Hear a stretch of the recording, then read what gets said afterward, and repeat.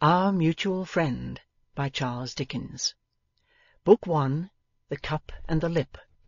Chapter 1, On the Lookout. In these times of ours, though concerning the exact year there is no need to be precise, a boat of dirty and disreputable appearance, with 2 figures in it, floated on the Thames between Southwark Bridge, which is of iron, and London Bridge, which is of stone, as an autumn evening was closing in. The figures in this boat were those of a strong man with ragged, grizzled hair and a sun-browned face, and a dark girl of 19 or 20, sufficiently like him to be recognizable as his daughter.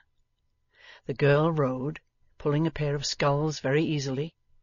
The man with the rudder lines slack in his hands, and his hands loose in his waistband, kept an eager lookout. He had no net, hook, or line, and he could not be a fisherman. His boat had no cushion for a sitter, no paint, no inscription, no appliance beyond a rusty boat-hook and a coil of rope. And he could not be a waterman. His boat was too crazy and too small to take in cargo for delivery. And he could not be a lighterman, or river-carrier.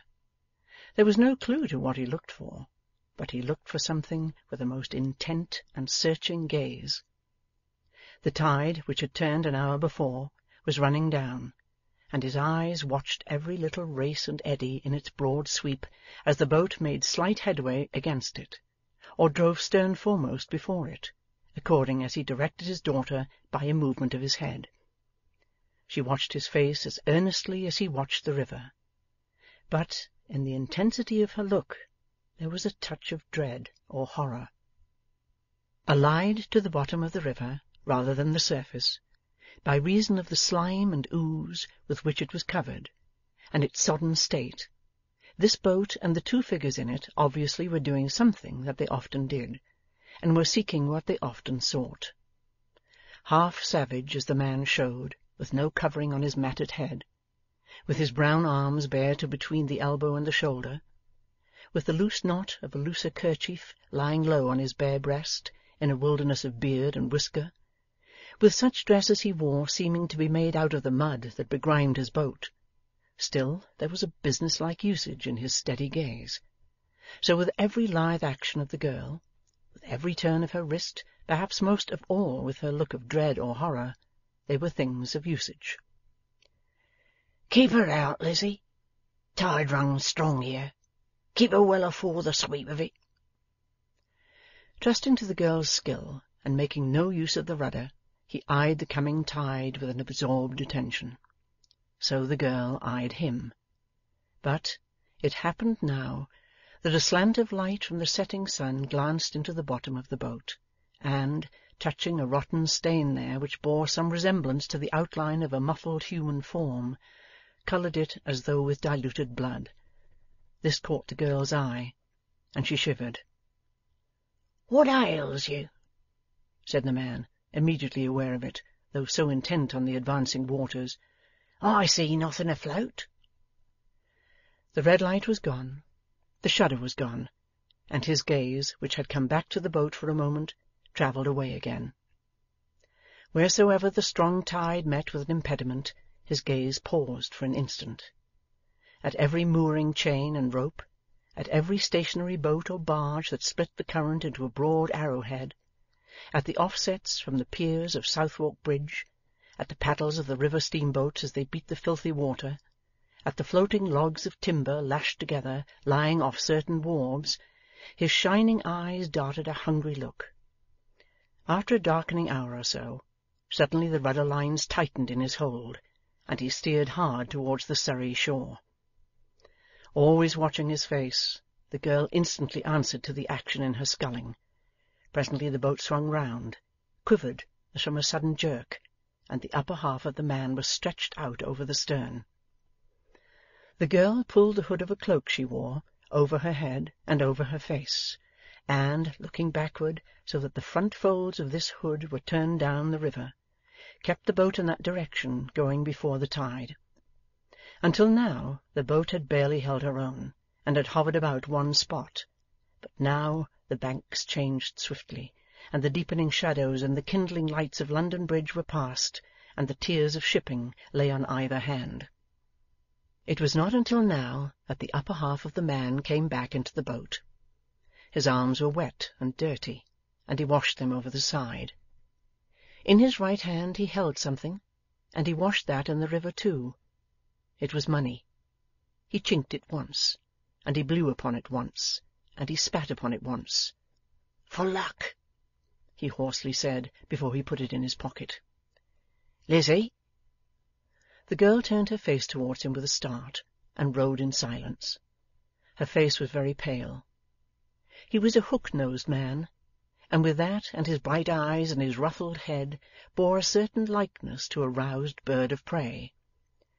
"Take that thing off your face." She put it back. "Here, and give me hold of the sculls. I'll take the rest of the spell." "No, no, father, no.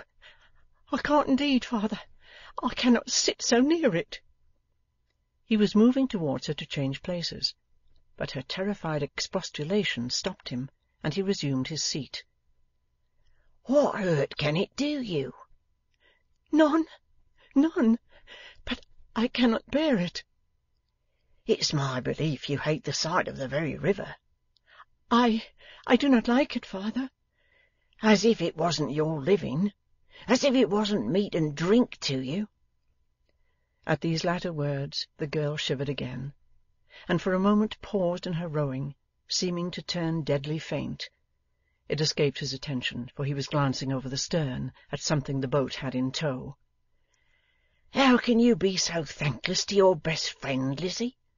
The very fire that warmed you when you were a babby was picked out of the river alongside of coal barges.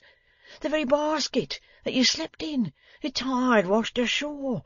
The very rockers that I put it upon to make a cradle of it, I cut out of a piece of wood that drifted from some ship or another." Lizzie took her right hand from the scull it held, and touched her lips with it, and for a moment held it out lovingly towards him. Then, without speaking, she resumed her rowing, as another boat of similar appearance, though in rather better trim, came out from a dark place, and dropped softly alongside. "In luck again, Gaffer?" said a man with a squinting leer, who sculled her and who was alone. "I knowed you was in luck again, by your wake as you come down." "Ah," replied the other drily. "So you're out, are you?"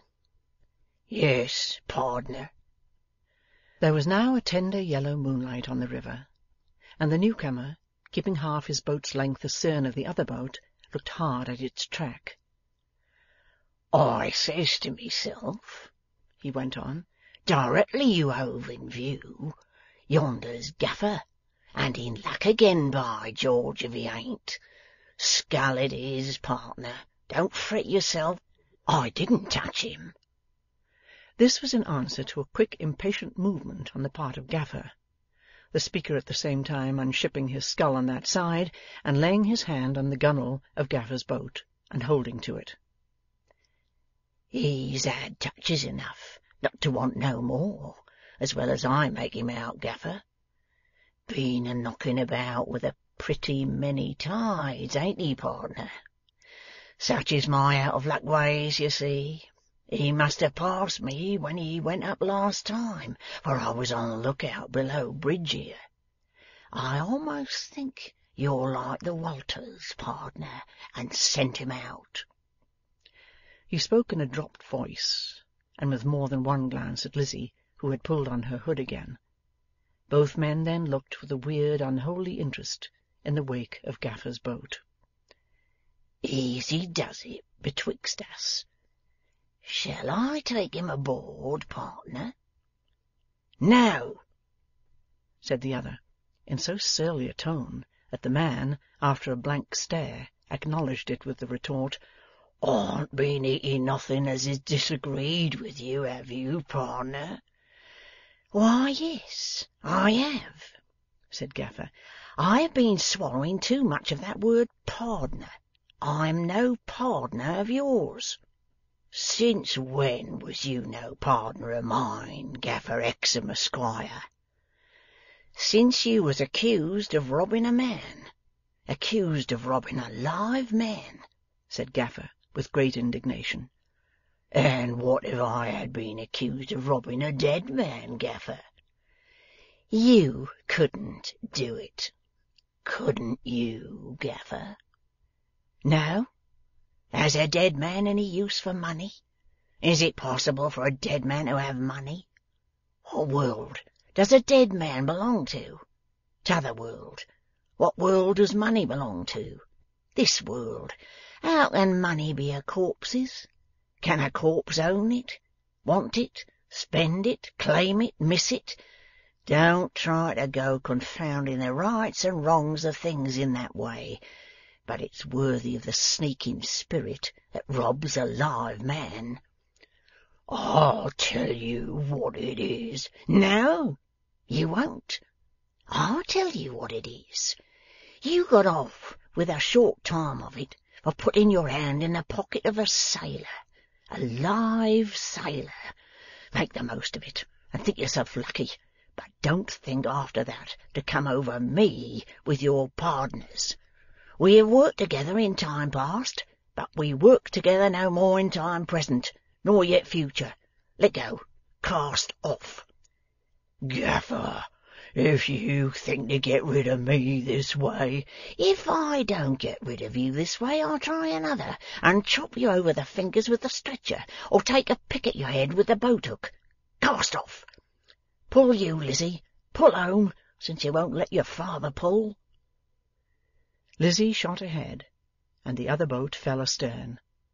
Lizzie's father, composing himself into the easy attitude of one who had asserted the high moralities and taken an unassailable position, slowly lighted a pipe, and smoked, and took a survey of what he had in tow. What he had in tow lunged itself at him sometimes in an awful manner when the boat was checked, and sometimes seemed to try to wrench itself away, though for the most part it followed submissively. A neophyte might have fancied that the ripples passing over it were dreadfully like faint changes of expression on a sightless face. But Gaffer was no neophyte, and had no fancies. End of Book 1, Chapter 1.